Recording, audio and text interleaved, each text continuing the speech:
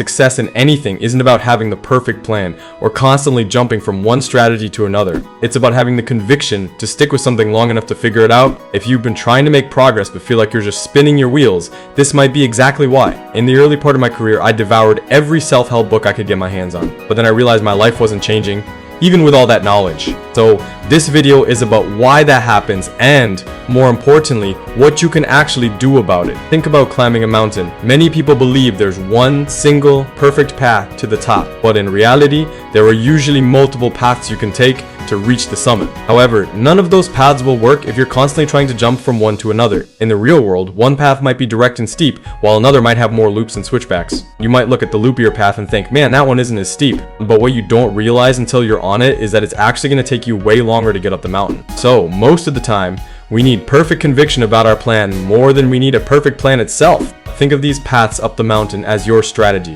The mission is getting to the top. That's the ultimate goal. But the strategy is how you prioritize your resources to actually get there. Your ability to execute, to walk the path and stick to it is what will ultimately determine your success. It matters far more than the path itself, as long as your chosen path is sensible. And what I've found is that most people actually have a pretty decent idea of what to do. Here's a different analogy. If I told you, hey, you need to get in shape, even if you know nothing about fitness, you probably have an idea you should stop eating unhealthy food and start moving more. If you're trying to gain muscle, you probably know you should lift weights. And if you want to get bigger, you should probably increase those weights or reps. These are things you'd likely say, I kind of already knew that. The problem is, people often don't actually do these things. The issue usually isn't needing a perfect plan. If you just did only those basic things for the next 3 years, you'd probably be way better off than most people. Listen carefully, because this was a huge realization for me. I had this tendency to overanalyze, constantly searching for the perfect plan. I call it the fallacy of the perfect pick. We wait and wait, trying to find that one ideal choice. And this isn't just for beginners, it happens at all levels.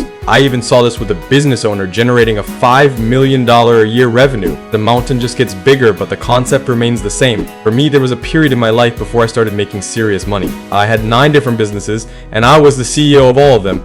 We were making revenue, but I wasn't making any money personally. I was so spread thin that I couldn't focus on any of them enough. All I could do was barely keep my head above water. I had a dental agency, a chiropractic agency, my launch business where I was flying out weekly, and 6 gym locations. I was incredibly spread out and stressed out of my mind. So, the core issue for most people is that they simply can't execute. Looking back, it's obvious, and maybe it's obvious to you hearing this now, but for some reason it's kind of like that old saying, your nose is an inch above your mouth, but you need somebody else to tell you your breath smells bad. It's the same thing here. If you had asked younger me what the problem was, I'd say, I need to change my strategy. But the reality is, most times, you don't need to change much at all. You just need to do the one thing and do it really well. So, it's not about coming up with the plan or even just doing the plan. It's about sticking with the plan. You can beat most people at anything if you just stick with it for a year. If you're willing to suck at something for 100 days in a row, you can beat most people at most things. The bar for excellence has never been so low. Most of your competition quits at the first sign of difficulty. They quit at the first impasse on the mountain where they don't immediately get it. They've never truly known what hard feels like. So, you having to figure something out, the unknown part, that's the truly hard part. People think, oh, I should switch paths because they understand the path up to a certain point. You might get this far up the mountain on one path and think, I could do this path or this path or this path. The thing is, you usually have to go back down, then over, then up again. It's actually a lot longer to keep switching paths. But we don't think that, because the current path, we can see it clearly. We've already walked down here. We see the bottom of the mountain. Then, from here, we get stuck again. So, we keep re-leveling up, going from level 1 to level 2 to level 3 really quickly because we've beaten those bosses before. But then you get to level 4 again, and you're stuck. You have to grit through that period where you don't know what you're doing. This took me so long to understand. The not knowing part is the hard part, and that's where people give up. It's not usually, oh, I just need to work harder, although some people are weak and do lose there. Most of the time when I talk to business owners, that's not actually where they lose. It's because they don't know what to do. They think, oh, I'll change my strategy,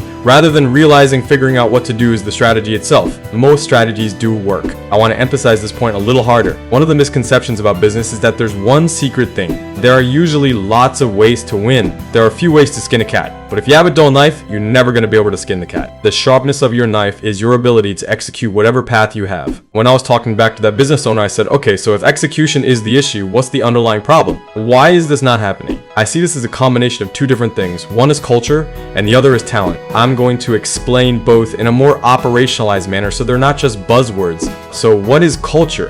Culture is the rules of reinforcement in a business.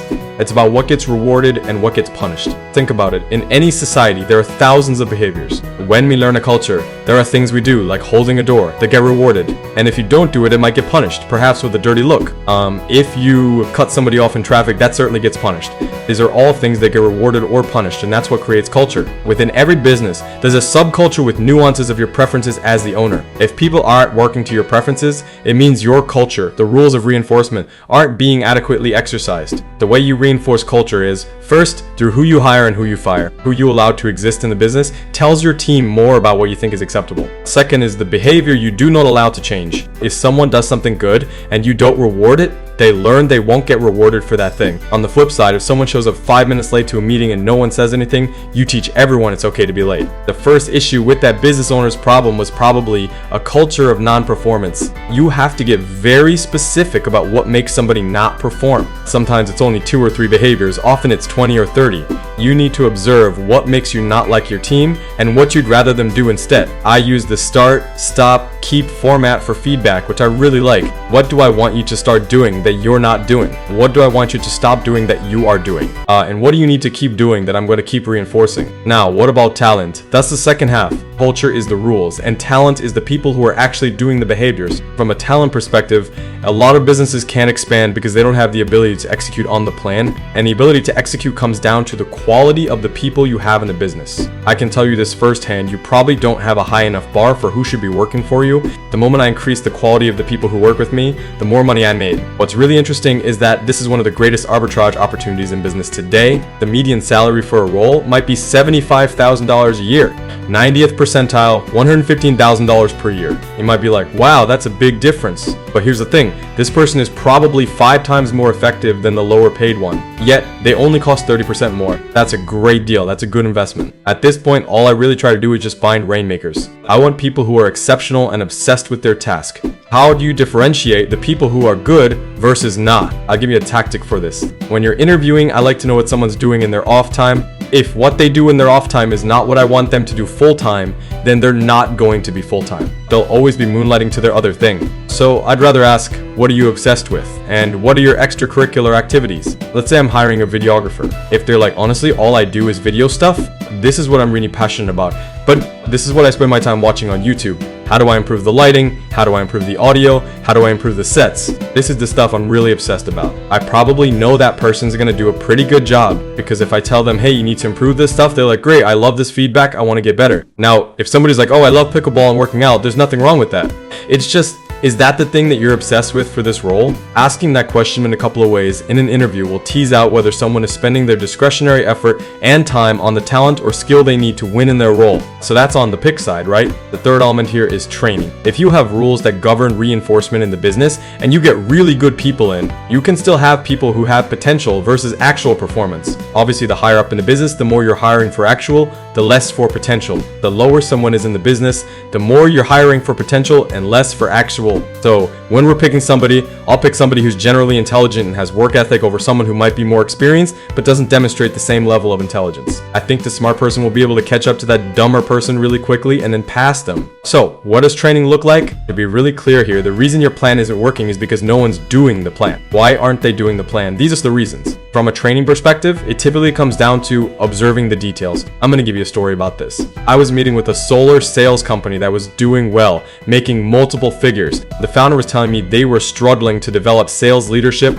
He said they did an offsite and came up with their 6 pillars of sales leadership. It was things like accountability, time management, and so on. After the 2-day event where everyone agreed on those principles, they went back and no one changed their behavior. I said, okay, what does accountability mean in terms of behavior? Show me what someone who's holding someone accountable does. How would I know that accountability had occurred? He was like, wait, so I need to be like, oh, you need to text your team every morning and you have to do end of week reports with every person review. And you need to, at the end of the day, give kudos to the people who did well and then ask the people who didn't do well what they were struggling with. And then drill them on how to improve that skill. He's like, oh, I was like, right, say that. Don't say accountability. No one knows what it means. We have to translate these big words into smaller actions that we want someone to make. Then it's very easy to say, hey, you didn't do these 4 things, rather than you didn't hold someone accountable, because they're like, I don't know, I thought I was holding him accountable, because we both have different definitions for the same thing. And if this sounds more nuanced, guess what? Welcome to business. These are skills that you just need to develop at some point. Because changing strategy forever, over and over again, is never going to get you up the mountain. All you're going to do is keep going down from this one over to this one, and then maybe you get to here, and then you change over, and then you go over to here. Each time you're wasting all that extra effort by constantly switching paths,